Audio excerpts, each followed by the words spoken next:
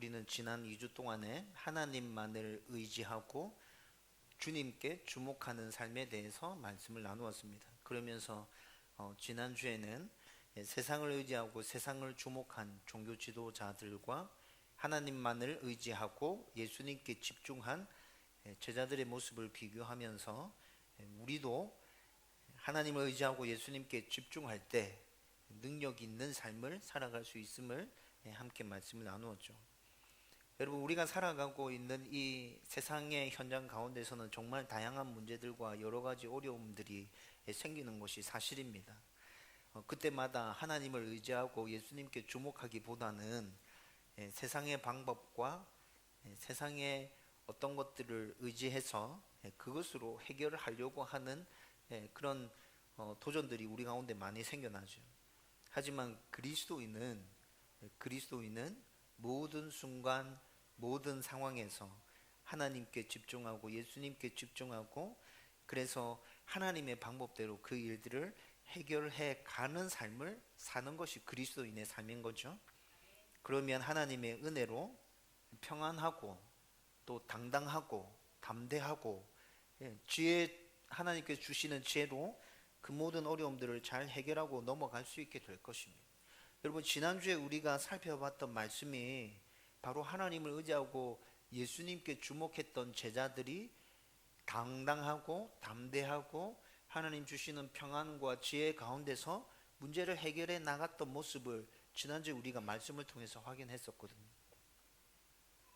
제자들의 이런 모습을 통해서 하나님은 뭐라 하십니까? 내가 영광을 받았다. 제자들의 이런 모습을 통해서 하나님께서 영광 받으시는 거죠. 여러분, 저와 여러분들이 모든 순간 모든 상황에서 어떤 문제 가운데 있더라도 하나님만을 의지하고 예수님께 주목함으로 우리 가운데 당당함이 넘쳐나고 담대하고 하나님께서 주시는 지혜로 그 문제들을 해결해 나가고, 그래서 하나님께서 우리의 그런 모습을 보면서 내가 너를 통해서 영광 받았다, 하나님께서 들려주시는 그 음성이 저와 여러분들에게 주어지는 음성이기를 주님의 이름으로 축원드립니다. 여러분, 오늘 함께 나눌 말씀은 하나님을 의지하고 예수님께 주목함으로 이제 종교 지도자들의 재판을 잘 마무리하고 동료들에게 돌아온 베드로와 요한, 그리고 함께하는 성도들이 하나님 앞에 드리는 기도의 내용입니다. 여러분, 이 말씀에서 우리는 하나님을 의지하는 자, 예수님께 주목하는 자, 그 사람들은 기도를 어떻게 하는지, 어떤 믿음의 고백을 가지고 기도하는지, 그 기도 가운데 어떤 역사들이 일어나는지 오늘 말씀을 통해서 우리는 또 확인할 수 있게 되죠. 여러분, 하나님을 의지하고 예수님께 주목하는 자들이 어떤 믿음으로 또 무엇을 위해서 기도하는지 오늘 말씀을 통해서 쭉 살펴보면서 저와 여러분들도 하나님을 더 굳건하게 의지하고 그런 가운데 하나님께서 받으실 만한 기뻐하시는 기도를 올려드리면서 하나님과 더욱더 친밀한 교제를 나누는 주의 백성들 되기를 바랍니다. 베드로와 요한을 붙잡아서 심문한 종교 지도자들은 그들에게서 아무런 잘못도 찾을 수가 없었습니다. 그리고 베드로와 요한이 선포한 복음과 예수 그리스도의 부활에 대해서 반박하고 싶었지만 베드로와 요한의 기적으로 일어나 걷게 된 사람이 바로 옆에 있잖아요. 그 광경을 목격한 수많은 사람들이 지금 그 자리에 함께 있잖아요. 그래서 종교 지도자들은 베드로와 요한이 증거하고 있는 복음에 대해서도 예수님의 부활에 대해서도 아무런 반박할 말이 없는 거예요. 그렇지만 이들은 세상을 의지하고 있었기에 자기들이 누리고 있는 부와 권력, 명예를 반드시 지켜내야 했기 때문에 아무도 인정해 주지 않지만, 아무도 그들을 지지해 주지 않지만 자신들의 힘으로 어떻게 해서든지 이걸 지켜내려고 베드로와 요한에게 협박합니다. 예수의 이름으로 아무것도 가르치지 마라. 너 다음번에 또 잡혀오면 너 그때는 정말 큰일 난다. 이렇게 협박하고 풀어주게 되죠.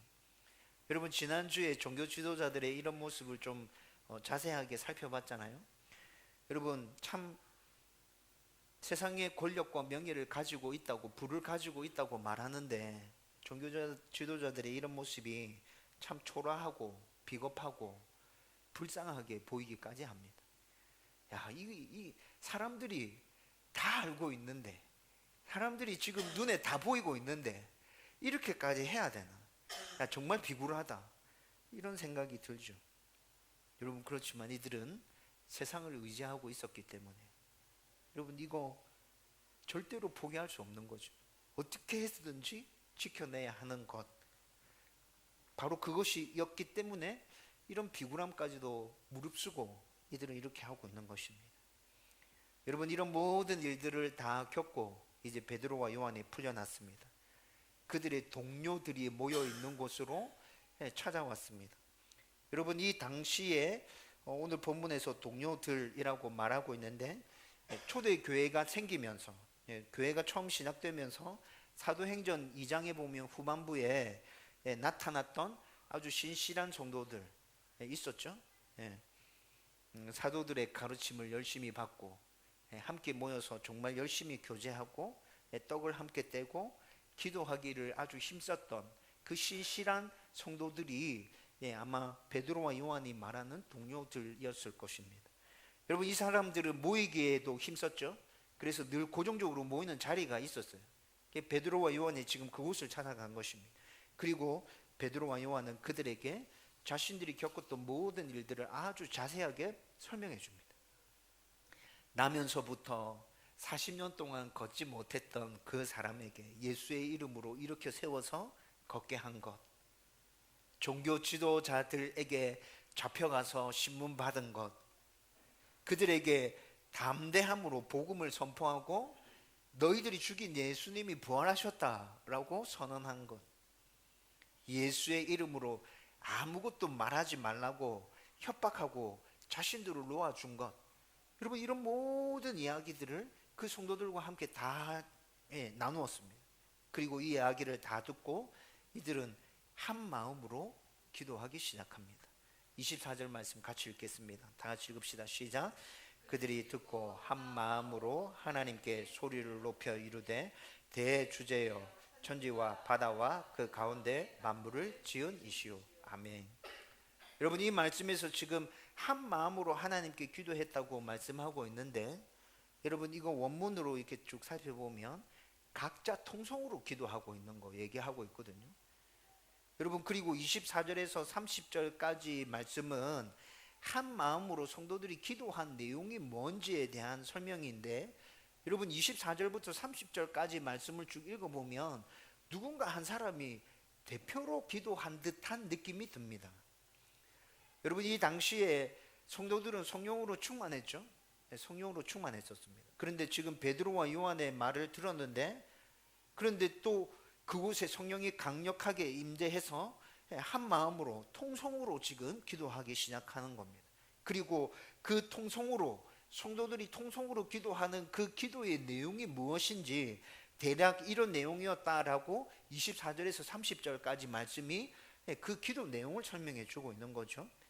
여러분, 이들의 기도를 잘 살펴보면 두 부분으로 나누어서 생각할 수 있습니다. 24절에서 28절까지 말씀 생각할 수 있고요. 그 다음에 29절과 30절 이렇게 두 개로 나누어서 생각할 수 있거든요. 여러분, 먼저 24절과 28절은 이들이 기도하는 대상인 하나님이 어떤 분이신지에 대한 믿음의 고백이며 선언입니다. 기도하는 이들이 지금 어떤 하나님께 기도하는지 그것을 분명하게 말씀해 주고 있죠. 그런데 여러분, 지금 24절에서 28절까지 우리가 기도하는 하나님은 이런 하나님입니다 라고 기도를 시작하는데, 그 하나님을 또 찬찬히 살펴보면 또 두 가지 고백으로 나타납니다. 그런데 여러분, 24절 우리가 방금 읽었죠. 그 24절 기도가 처음 시작되면서 자기들이 믿고 있는 하나님에 대해서 두 가지 지금 하나님을 고백하는데, 여러분, 이 두 하나님을 다 포함하는 아주 중요한 한 단어로 24절의 기도를 시작하고 있습니다. 여러분, 그 단어가 대주제여입니다. 대주제. 여러분, 대주제라는 말은 우리가 잘 사용하지 않는 말이죠. 여러분, 이 말이 도대체 어떤 단어입니까? 어떤 뜻을 가지고 있습니까? 대주제라는 말은 힘과 권력의 원천을 뜻하는 것입니다. 예. 모든 주권을 다 포함하는 주권 그 자체. 여러분, 그것을 지금 대주제여라고 표현하고 있거든요. 여러분, 지금 이 사람들이, 이 성도들이 하나님을 왜 대주제라고 표현하고 있을까요? 여러분, 베드로와 요한은 지금 세상의 권력자들을 만나고 왔죠. 세상을 의지한 사람들에게는 세상의 권력자들이 우러러봄의 대상이고 두려움의 대상이고 무조건 순종하고 따라야 할 대상이죠. 그렇기 때문에 권력을 가지고 있는 자들은 사람들이 나를 그렇게 봐주니까 이 권력을 계속 유지하기 위해서 이들을 힘으로 억압하고 위협하고 압박하는 거 아닙니까? 세상을 의지하고 있는 사람이라면 이런 위협과 협박은 강력한 힘으로 작용하게 될 겁니다. 야, 힘을 가지고 있는 사람이, 돈 가지고 있는데, 저 사람이 권력이 있는데, 저 사람이 명예가 짱짱한데, 저 사람이 저렇게 말하면 우리 뭐 별 수 있나? 따라가야지. 이렇게 되잖아요. 그런데 베드로와 요한은 세상이 아니라 하나님을 의지하고 있죠. 예수님을 의지하고 있죠. 베드로와 요한이 의지하고 주목하고 있는 하나님은 어떤 하나님입니까? 대주제, 힘과 권력의 원천이신 분, 모든 주권을 다 포함한 주권 그 자체이신 분. 따라서 세상의 힘과 권력은 베드로와 요한, 이 당시의 성도들을 위협할 수 없는 거예요. 여러분, 그런데 이 믿음은 베드로와 요한만의 믿음이 아니라 이 당시 초대교회, 교회가 시작되어졌을 때 그 교회에 소속되어 있는 모든 성도들의 믿음이었습니다. 베드로와 요한의 이야기를 다 들은 성도들이 이 믿음으로, 이 마음으로 한 마음이 되어서 하나님을 이렇게 고백합니다. 대주제여, 대주제여 라는 말 안에 이들이 어떤 하나님을 믿고 어떤 하나님을 고백하는지 다 드러나게 되는 거죠. 그리고 이어지는 말씀에서 좀 더 구체적으로 우리가 믿는 하나님이 어떤 분인지 설명하고 있습니다. 여러분, 그런데 여러분은 초대교회 성도들과 같이 기도를 하면서 이런 믿음의 고백을 담아서 하나님을 고백해 보신 적 있습니까? 그냥 하나님 이렇게 부르며 기도를 시작하나요? 아니면 하나님에 대한 특별한 나의 믿음의 고백을 어떻게 다르게 표현하면서 기도를 시작해 보신 적이 있나요? 여러분, 저는 자주 이렇게 기도합니다. 제가 매일 아침에 기도한다고 그랬는데 매일 아침 기도할 때 저는 눈 감으면 나의 주인이신 하나님, 나의 왕이신 하나님, 나의 좋은 아버지이신 하나님, 매일 고백하는 하나님에 대한 제 믿음의 고백입니다. 여러분, 정말 힘들고 어려울 때 다윗이 시편에서 하나님에 대한 고백들 여러 표현으로 하고 있거든요. 그 표현들을 빌려서 저도 정말 마음이 힘들고 어려울 때 하나님에 대한 저의 믿음을 이렇게 고백합니다. 하나님은 나의 힘이십니다. 하나님은 나의 능력이십니다. 하나님은 나의 소망이십니다. 하나님은 나의 방패십니다. 나의 산성이시고 나의 밥이시고 나의 요새이시며 노래이며 예배이며 면류관이며 영광이 되십니다. 예수님은 나의 친구이십니다. 예수님은 나의 위로자 되십니다. 여러분, 기도하면서 저는 이런 고백들 정말 자주 합니다. 이렇게 기도하면 기도에 힘이 실리는 것을 느끼게 됩니다. 아, 하나님 정말 내 기도 들어주시겠구나. 내 기도 정말 응답될 수 있겠구나. 하나님 내 마음 가운데 평안함 주시겠구나. 여러분, 이런 확신이 기도하는 가운데 마음 가운데 확 밀려옵니다. 여러분들도 내가 믿는 하나님에 대한 선포로 기도를 시작하며 기도의 더 깊은 자리로 나아갈 수 있게 되기를 주님의 이름으로 축원드립니다. 여러분, 이렇게 기도를 시작한 초대교회 성도들은 좀 더 구체적으로 자신들이 믿는 하나님이 어떤 하나님인지 두 가지로 표현하고 있다고 말씀드렸죠. 먼저 24절에 나타났는데요, 우리가 방금 읽었던 24절 말씀에 보면 창조주 하나님을 고백하고 있습니다. 내가 믿는 하나님은 대주제이신데 그 대주제이신 하나님은 이 세상 만물을 창조하신 분이십니다. 24절에 천지와 바다와 그 가운데 만물을 지으신 이시오 라고 기도를 시작하죠. 여러분, 이 세상의 모든 것들을 만드신 분, 나를 만드신 분으로 이 기도가 시작되어지고 있는 것입니다. 또한 만물을 만드신 분, 나를 만드신 분이라면 만물의 주인 되신 분이죠. 나의 주인이시죠. 여러분, 이 고백도 동일하게 여기에 포함되어 있습니다. 만물을 만드신 분, 만물의 주인, 나를 만드신 분, 나의 주인. 여러분, 그리고 또 창조주 하나님에 대한 고백은 하나님의 다스리심과 통치하심에 대한 고백도 같이 포함되어져 있습니다. 하나님께서 이 세상을 만드셨습니다. 만들고 난 다음에 그냥 이 세상을 내버려 두고 있는 것이 아닙니다. 하나님은 다스리시고 통치하십니다. 돌보십니다. 그 모든 고백들이 창조주 하나님에 대한 이 고백 가운데 다 들어가 있는 거죠. 그러면서 첫 번째 하나님에 대해서 뭐라 표현했다고요? 대주제. 하나님께서 이 세상을 창조하셨습니다. 이 세상의 주인이십니다. 하나님께서 나를 창조하셨습니다. 하나님은 나의 주인이십니다. 고로 하나님은 대주제이십니다. 여러분, 이 믿음의 고백을 이들이 선언하고 있는 거죠. 여러분, 이런 믿음의 고백이 있다면 이 믿음의 고백을 하는 사람은 어떤 상황 가운데서도 하나님 앞에 엎드릴 수 있습니다. 어떤 상황 가운데서도 하나님을 찬양하고 예배할 수 있게 됩니다. 여러분, 이런 믿음의 고백을 가진 사람이라면 이거 너무 당연한 거 아닙니까? 왜 그렇죠?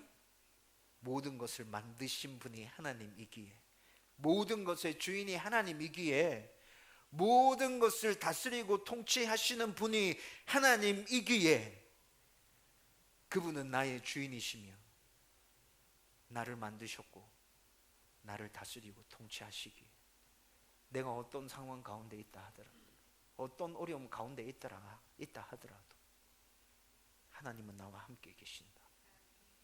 하나님은 반드시 나를 선한 길로 인도해 주실 것이다. 여러분, 이 믿음의 고백 때문에 어떤 상황 가운데 놓여 있더라도 하나님을 예배하고 찬양할 수 있게 되는 거죠. 여러분, 우리가 힘들고 어려운 상황 가운데 있다 할지라도 여러분, 이 믿음의 고백을 하며 하나님을 예배하고 하나님을 찬양할 수 있어야 합니다. 그래야 우리는 진짜 성도인 것이고 진짜 그리스도인인 것입니다. 저와 여러분들에게 창조주 하나님에 대한 믿음이 더 굳건해지고 확실해지기를 주님의 이름으로 축원드립니다. 두 번째 나타나는 하나님에 대한 믿음의 고백은 역사의 주관자라는 고백입니다. 여러분, 28절 말씀 같이 읽겠습니다. 다 같이 읽읍시다. 시작. 하나님의 권능과 뜻대로 이루려고 예정하신 그것을 행하려고 이 성에 모였나이다. 아멘. 여러분, 지금 이 말이 무슨 말이냐면 이 말씀을 이해하려고 하면 앞에 있는 말씀을 조금 생각해야 하거든요.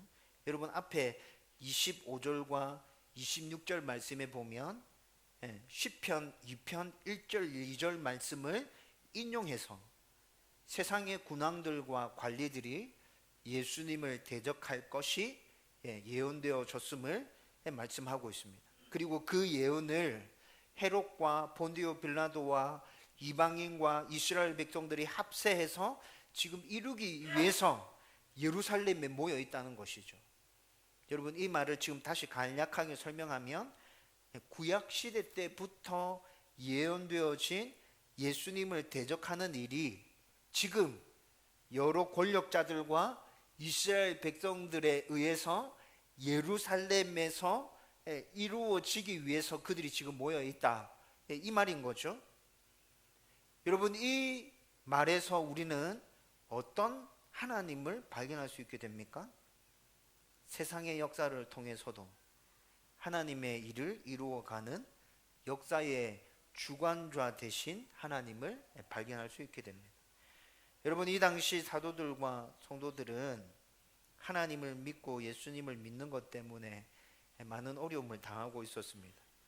종교 지도자들, 자신의 이웃들, 친구들, 심지어 가족들에게까지 핍박받고 괴롭힘을 당하고 억울하게 잡혀가는 그런 상황 가운데 노출되어 있죠. 여러분, 그런데 이들은 이 모든 일이 역사를 주관하시는 하나님의 손길 안에 있음을 고백하고 있습니다. 구약에 예언된 일이 지금 이렇게 이루어지고 있군요. 저는 이 하나님을 정말 믿습니다. 저는 이 하나님 정말 찬양합니다. 라고 지금 고백하고 있는 거죠. 여러분, 이런 상황과 이런 믿음의 고백이 지금 이해되어집니까? 이들이 지금 어려움을 겪고 있는데 이렇게 말해? 얘들 좀 이상한 것 같아요. 여러분, 이상한 사이비 종교에 빠진 광신자 집단처럼 보이지 않나요? 그런데 하나님은 인간의 모든 역사를 움직이시는 분이 맞습니다. 우리는 이 하나님을 믿고 고백합니다. 하나님을 믿지 않는 사람들은 인정하지 않겠지만 역사의 여러 곳에서 우리는 이런 하나님 발견하게 됩니다. 여러분, 성경에서 출애굽부터 시작해서 이스라엘의 왕정시대, 이스라엘 포로시대, 여러분 그 모든 말씀들을 쭉 읽어보십시오. 역사 가운데 모든 일들을 섭리하며 통치해 가시는 하나님 발견할 수 있지 않습니까? 여러분, 제가 가장 강력하게 역사의 주관자 되신 하나님을 발견하는 것은 중간기 400년 동안 그 기간에 있었던 일들을 살펴보면서입니다. 여러분, 구약시대 말라기를 끝으로 해서 구약시대 말씀이 끝나죠. 그러면서 이제 신약시대 마태복음이 시작되어집니다. 그런데 말라기로 끝난 이 구약과 마태복음으로 시작하는 이 신약 사이에 400년이라는 기간이 있거든요. 그런데 이 400년이라는 기간 동안 선지자가 등장하지 않습니다. 하나님의 말씀이 주어지지 않아요. 여러분, 구약 성경에서 계속해서 선지자를 통해서 하나님께서 말씀을 주셨지 않습니까? 그런데 이 중간기 400년 동안 하나님께서 아무것도 안 하시고 침묵하시고 이스라엘 백성들을 그냥 가만히 내버려 두고 있는 것 같아요. 그래서 성경을 연구하는 학자들이 이 400년을 침묵기라고 표현합니다. 하나님께서 아무 말씀도 안 하셨다. 침묵기다. 암울한 시기다.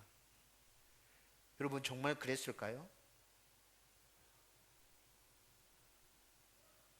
이 400년의 기간 동안 여러분 어떤 일들이 일어났습니까? 간략하게 제가 말씀드리면 BC 336년경에 알렉산더 대왕이 일어납니다. 여러분, 알렉산더 대왕 많이 들어보셨죠? 이 알렉산더 대왕이 그리스, 페르시아, 인도에 이르기까지 대제국을 건설합니다. 굉장히 젊은 나이에 엄청난 땅을, 어마어마한 제국을 건설합니다. 여러분, 그렇게 대제국을 건설하고 난 다음에 이 알렉산더 대왕이 했던 일이 헬라어를 사용하게 만들었고요. 그리고 그때 구약 성경이 있었거든요. 양피지에 기록되어져 있는 구약 성경이 있었습니다. 그런데 그 구약 성경은 히브리어로 기록되어져 있었다고요. 근데 이 알렉산더 대왕이 대제국을 건설하고 난 뒤에 언어를 헬라어로 통일시키고 그 히브리어, 양피지에 기록되어져 있는 히브리어 구약 성경을 헬라어로 번역하게 만듭니다. 여러분, 그것이 70인역 성경입니다. 그렇게 히브리어 성경이 헬라어로 번역이 되어집니다. 그리고 난 다음에 역사를 또 좀 살펴보면 알렉산더 대왕이 젊은 나이에 대제국을 이루고 빨리 죽습니다. 그러고 난 다음에 이 대제국이 세 개로 쪼개지거든요. 치열하게 권력 다툼이 그 사이에서 막 일어납니다. 죽고 죽이는 막 그 암흑의 역사들이 막 시작되는데, 그리고 난 이후에 또 등장하는 대제국이 로마입니다. 여러분, 로마는 어떤 일을 했죠? 로마는 모든 길을 로마로 다 닦았습니다. 로마가 점령한 모든 나라들은 로마로 향하는 대로를 다 닦았다고요. 여러분, 이 일들이 중간기 400년 동안 있었던 일들입니다. 여러분, 그리고 예수님께서 이 땅에 오셨습니다. 예수님께서 회개와 하나님 나라의 복음을 선포하기 시작하셨습니다. 그리고 예수님께서 십자가에 죽으시고 부활하시고 승천하셨습니다. 제자들이 이제 곳곳에 흩어져서 복음을 전하기 시작합니다. 여러분, 제자들의 손에 뭐가 들려져 있습니까? 헬라어로 번역되어져 있는 성경. 제자들이 복음을 전하러 가는데 뭐가 준비되어 있죠? 길이 닦여져 있습니다. 전 세계로 통하는 길이. 여러분, 제자들이 복음을 전하기 시작했을 때 이 복음이 이스라엘 갈릴리에서 시작한 나사렛 예수가 시작한 그 복음이 순식간에 엄청나게 빠른 속도로 전파되어집니다. 여러분, 이렇게 복음이 빨리 전파된 이유가 뭘까? 많은 사람들이 연구하고 많은 사람들이 조사했습니다. 여러 가지 이유가 있었습니다. 그런데 절대로 무시할 수 없는 정말 중요한 이유, 헬라어로 번역되어져 있는 성경, 전 세계 곳곳으로 뚫려져 있는 길, 이게 복음이 이렇게 빠른 속도로 전파되는 데 있어서 결정적인 이유였다라고 말해도 이건 과언이 아니다. 이거 정말 중요한 조건이었구나.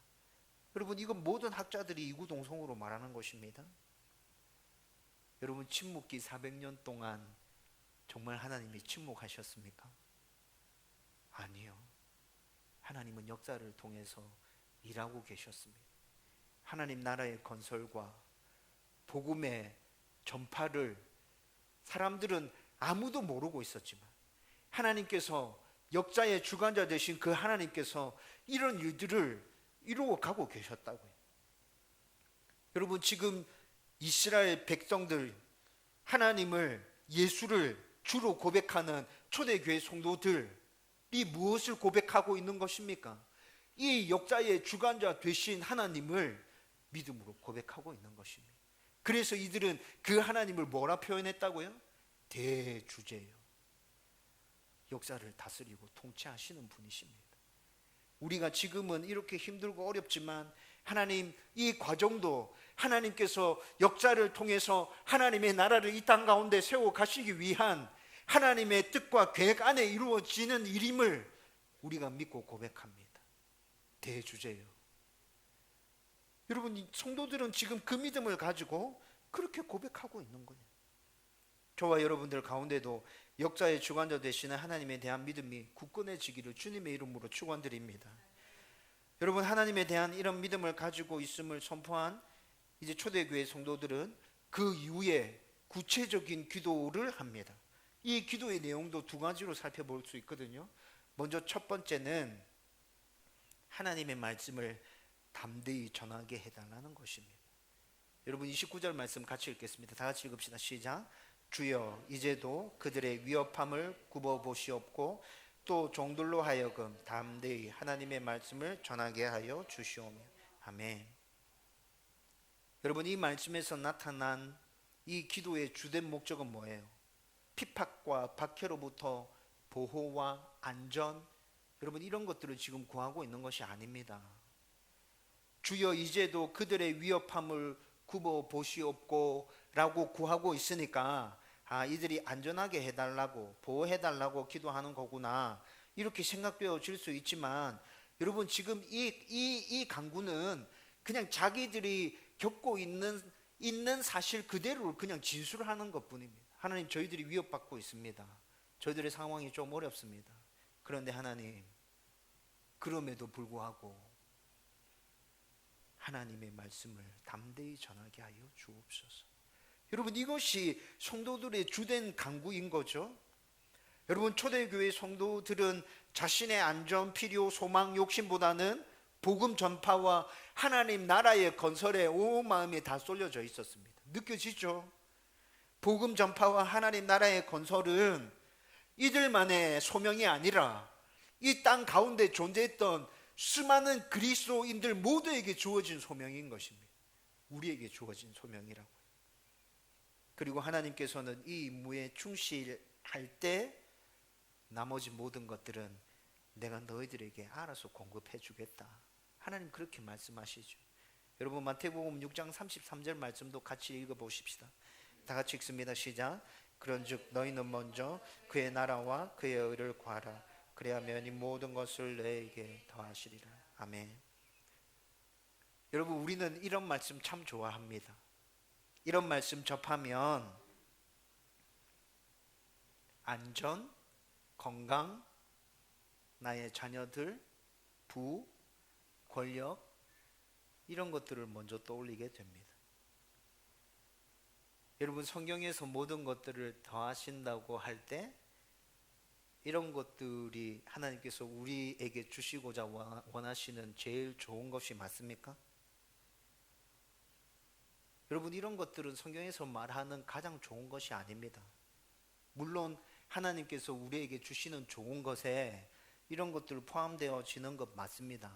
그렇지만 우선순위의 문제에 있어서 우리가 생각하는 좋은 이런 것들은 뒤쪽에 있습니다. 그러면 목사님, 앞쪽에 있는 건 뭡니까?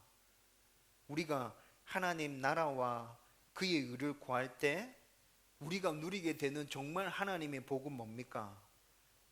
구원의 은혜, 우리를 구원해 주신 그 기쁨과 감격들, 하나님과의 행복한 동행들, 하나님께서 우리에게 주시는 평안함들, 진리 안에서 누리는 자유,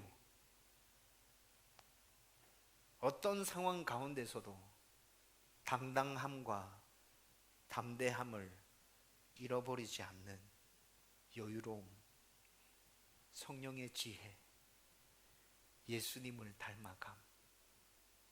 여러분, 이런 것들이 그의 나라와 그의 의를 구하는 자들에게 하나님께서 주시는 제일 좋은 것들이죠. 여러분, 정말 잘 생각해 보십시오. 돈과 권력이 있다고 우리가 평안할 수 있나요?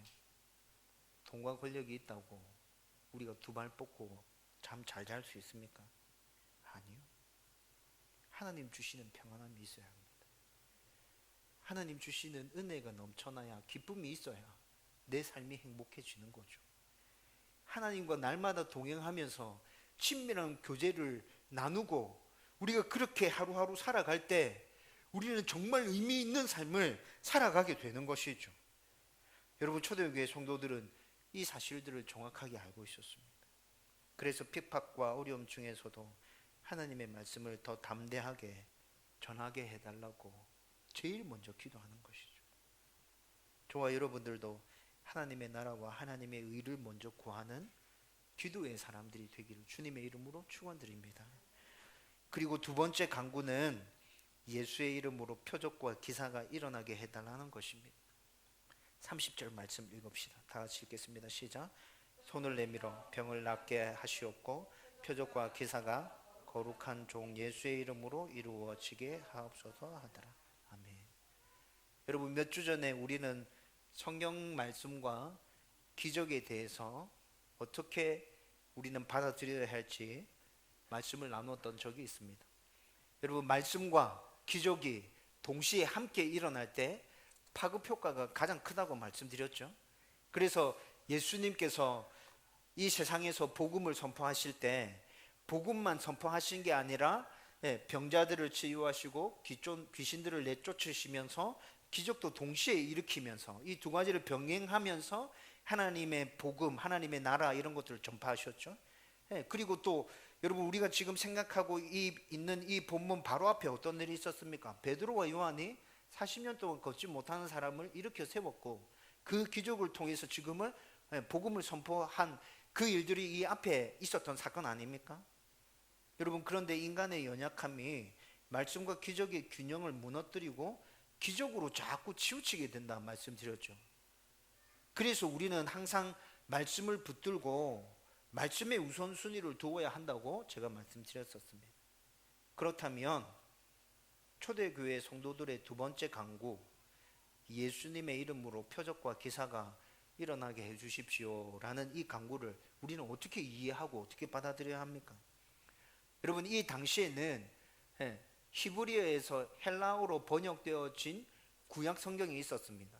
그런데 그 구약 성경은 우리처럼 이렇게 책으로 존재했던 게 아니라 양피지에 기록되어져 있는, 나무 껍질에 기록되어져 있는 그런 구약 성경인 거죠.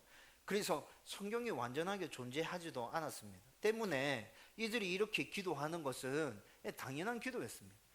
말씀이, 하나님의 말씀이, 성경이 모든 사람들의 손에 들려져 있지 않기 때문에 자기들이 말씀을 가르침과 동시에 기적이 동시에 일어나서 강력하게 이들에게 전달되어야 될 필요성이 있었기 때문에 지금 이들이 이렇게 기도하는 거죠. 여러분, 그렇지만 우리에게는 완전한 성경이 지금 손에 들려져 있지 않습니까? 그러면 우리는 어떻게 간구하면 됩니까? 하나님의 말씀에 온전히 순종하게 해주십시오. 우리는 이렇게 기도하면 됩니다. 여러분, 초대교회 시절 표적과 기사로 능력이 나타났듯이 이 시대에 사는 그리스도인들이 하나님의 말씀에 순종할 때 우리 삶 가운데서 능력이 나타나게 될 것입니다. 여러분, 이 말은 말씀에 순종하면 표적과 기사가 일어난다는 그런 의미가 아닙니다. 물론 말씀에 순종할 때 표적과 기사가 일어날 수도 있습니다. 그렇지만 제가 여러분들에게 정말 강조해서 말씀드리고 싶은 건 뭡니까? 하나님의 말씀에 순종하면서 살아갈 때 우리의 그 삶을 바라보는 많은 사람들이 우리가 예수쟁이임을 알게 될 것입니다. 우리 안에 계시는 하나님이 참신이라는 것을 우리를 바라보고 있는 사람들이 알게 되어질 것입니다. 하나님의 말씀에 순종하며 살아가는 그리스도인다운 우리의 모습을 통해서 우리를 바라보는 그 사람들도 하나님을 믿고 싶은 마음이 생겨날 것입니다. 제가 믿고 있는 하나님 진짜구나. 제가 믿고 있는 하나님이라면 나도 믿고 싶다. 쟤 진짜 예수쟁이 맞다. 다르구나. 여러분, 이렇게 고백하며 교회 돌아오는 분 보셨습니까? 여러분, 아주 드물지만 지금 이 시대에도 그렇게 살아가고 그 삶을 통해서 나는 저 사람이 믿는 하나님 믿어야겠다 생각하고 교회에 오는 분이 있습니다. 제가 호산나 교회에서 마지막 사역할 때 교구 1년 담당했을 때 그런 분 정말 있었습니다. 제가 직장에서 만났던 그 집사님이 하나님 믿고 있었는데, 호산나 교회 다니고 있었는데 저는 그 사람 보면서 하나님 믿고 싶었어요. 호산나 교회가 어떤 교회인지 정말 궁금했어요. 그래서 왔어요, 목사님. 여러분, 제가 교구 1년 담당할 때 그런 사람 봤었거든요. 완전 초신자였습니다. 술 드시고 교회 오시더라고요. 근데 교회 잘 다녔죠. 작년에 제가 개척하고 난 다음에 자기 첫 교구 담당 목사였다고 저희 교회도 낮에 찾아왔었습니다. 평일날 술 드시고 술 냄새 풀풀 풍기면서. 여러분, 이것이 말씀에 순종하는 삶을 사는 그리스도인의 능력인 것입니다.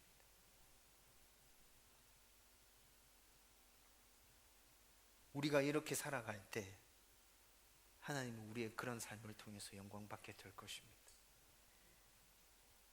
저와 여러분들은 정말 하나님의 말씀에 순종하는 성도들이 되기를 주님의 이름으로 축원드립니다. 이제 말씀을 정리하려고 합니다. 초대교회 성도들이 이런 믿음과 이런 간구로 한 마음으로 기도했을 때 성령의 강력한 임재가 그들 가운데 또 나타납니다. 31절 말씀 읽읍시다. 다 같이 읽습니다. 시작. 빌기를 다하매 모인 곳이 진동하더니 무리가 다 성령이 충만하여 담대히 하나님의 말씀을 전하니라. 아멘. 여러분, 사도행전 지금 우리 4장까지 왔잖아요. 4장까지 왔는데 성령의 이렇게 강력한 임재가 벌써 몇 번이나 나타나고 있거든요. 이거 너무 자주 나타나는 거 아닌가? 이런 생각이 드십니까? 성령의 강력한 임재는 한 번 이렇게 쫙 나타나면 됐지. 그러면 이제 성령 충만해서 제자들이 이렇게 쭉 살아가는 거지. 맨날 이렇게 나타나면 되나? 이런 생각이 조금 들기도 합니다. 여러분, 제가 개척하고 난 다음에 얼마 지나지 않아서 불안한 마음이 생겨나기 시작했습니다. 성도들이 꾸준하게 그 숫자가 늘어나지 않고 이 상태가 계속 지속되어진다면 정말 힘들겠구나. 개척교회 목사님이 그런 것 때문에 정말 힘들어 하는 거구나. 성도들의 숫자가 꾸준하게 늘어나지 않으면 우리 성도들도 불안해 하겠구나. 여러분, 그래서 제가 매일 아침 기도할 때 구하는 것이 하나님 주시는 평안입니다. 하나님, 제 안에 하나님 주시는 평안이 넘쳐나게 해주십시오. 그 어떤 것에 의해서 좌우되지 않는 그냥 담담한 그 평안이 내 안에 있었으면 좋겠습니다. 우리 성도들 안에 그 평안이 있었으면 좋겠습니다. 하나님, 매일 기도하는 것입니다. 여러분, 그리고 또 매일 기도하는 것이 있습니다. 하나님, 우리가 모일 때마다 성령의 강력한 임재가 있게 해주십시오. 하나님, 우리 개척교회입니다. 우리 성도들 몇 명 되지 않습니다. 하나님, 예배 드릴 때마다 하나님 은혜 안 주시면 개척교회가 뭘로 버팁니까? 하나님 정말 은혜 주셔야 합니다. 여러분, 수요일과 주일이 되면 더 간절하게 기도합니다. 하나님, 예배 드릴 때 임재해 주십시오. 하나님, 은혜 주십시오. 여러분, 강력한 성령의 임재와 하나님 주시는 은혜가 우리들 가운데 넘쳐난다면 개척교회이지만 저는 아주 오래 지속해서 하나님 주인 되신 교회 유지해 갈 수 있겠구나라는 생각이 들었습니다. 그래서 이 기도를 계속하게 되는 거죠. 여러분, 오늘 우리는 성령의 강력한 임재가 어떻게 임하게 되는지 살펴보았습니다. 모든 성도가 하나님만을 의지하고 예수님께 주목하고 그렇게 마음이 하나 되어져서 하나님에 대한 올바른 믿음의 고백을 가지고 하나님의 나라와 그의 의를 구할 때 그곳에 성령의 강력한 임재가 있음을 우리는 오늘 말씀을 통해서 확인해줘. 저와 여러분들이 초대교회 성도들과 같이 하나님만을 의지하고 예수님께 온전히 주목하고 한 마음이 되고 하나님에 대한 올바른 믿음의 고백을 가지고 하나님의 나라와 의를 구하면서 날마다 성령으로 충만할 수 있게 되기를 주님의 이름으로 간절히 축원드립니다.